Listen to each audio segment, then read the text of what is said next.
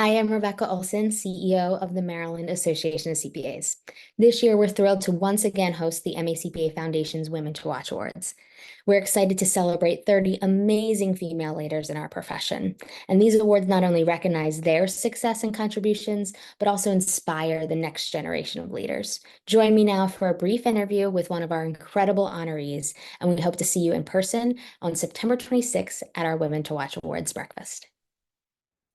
I'm Lauren. I am a hybrid director at Rosen, Saperstein and Freelander, also known as RSNF. I joined the firm recently through a merger. So I was with my prior firm for 11 years and super excited for this new opportunity. That's amazing. So you've had 11 years with your prior firm, now through a merger, experiencing probably a little bit different of a culture, a new culture, and getting your feet wet and all of that.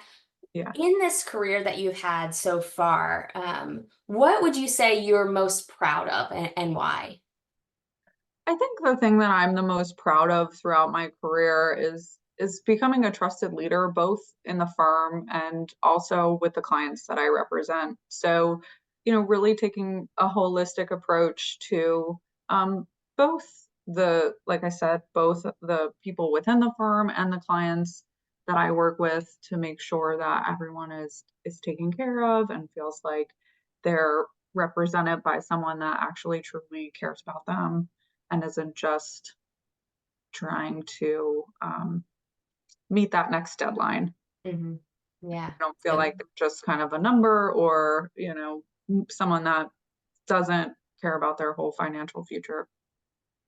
being a leader really internally and externally, right? And the importance, especially in public accounting, of both those roles. And I would imagine through a career like you've had, that there's probably been a lot of people that you've mentored and led, but there's also probably, hopefully, been some people that have poured into you. And so I wondered who has been a significant mentor or role model for you in your career? So I would say I have two people that jump out at me. First is George Mister. He's my boss. He was the managing partner at the old firm I worked for, and ultimately is also still here with us at RSNF. He was so good at it that I don't think I ever even realized it was happening for a lot of Mm. my career. So that's just a testament to him. But he taught me about hard work, accepting people for who they are, the strengths that they have, playing towards people's strengths to set them up for success, and approaching everything, clients, coworkers, etc., with care, and always putting yourself in clients' shoes before giving advice. And then the second one that I can think of is a client of mine. I won't say his name, but he is one of those people that makes you feel like you're the most important person in the room, no matter who you are. You could be a staff one, and he will just invest that level of energy into you, even though he's one of those people that is very highly regarded, especially in the Baltimore community. So you just wouldn't expect that from someone of his caliber. And it taught me that that's how you should approach everyone. So I would say those are my two biggest mentors. That's amazing to have that role model and mentor externally and internally, right? Which then Yeah. obviously is reflected in how you view your leadership. Um, that's really cool. The accounting and finance profession, I'm sure you've seen it change and evolve over the last several years, but certainly decades as well. And as we think about the next generation coming into the profession, what advice would you give to a young person based on, what you've seen and learned over the years? Yeah, I mean, I think I see the profession moving a lot into a more advisory role.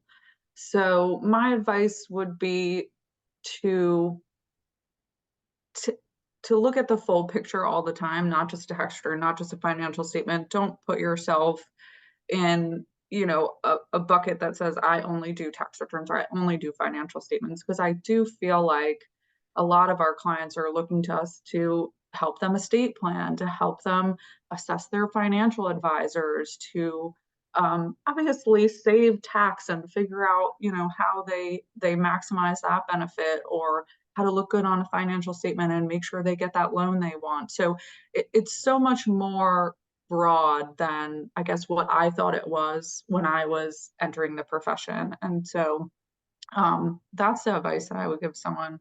I think the other thing I would say is that it is a lot of hard work, but it's also super rewarding. You have to be committed to a lifetime of learning to make it in this profession.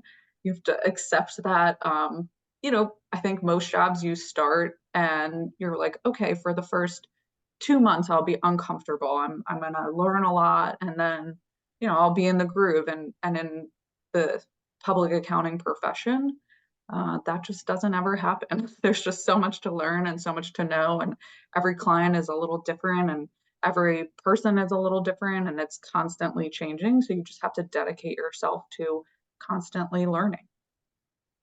I think that's one of the coolest things about our profession is that it is so, as you said, broad, right? That we often go into it with a certain mindset niche that we think we're gonna, really spend our whole career in, and then we realize that there is so much more, and so much opportunity for learning and growth, and I think that's what makes our profession really unique.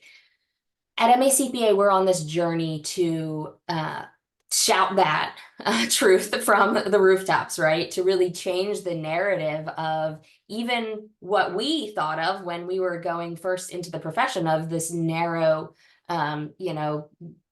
maybe less impactful or behind the scenes kind of work, and really showcase the breadth and depth and impact and purpose of the CPA, and what we do as a profession. So I'm curious, Lauren, what would you say is your CPA purpose?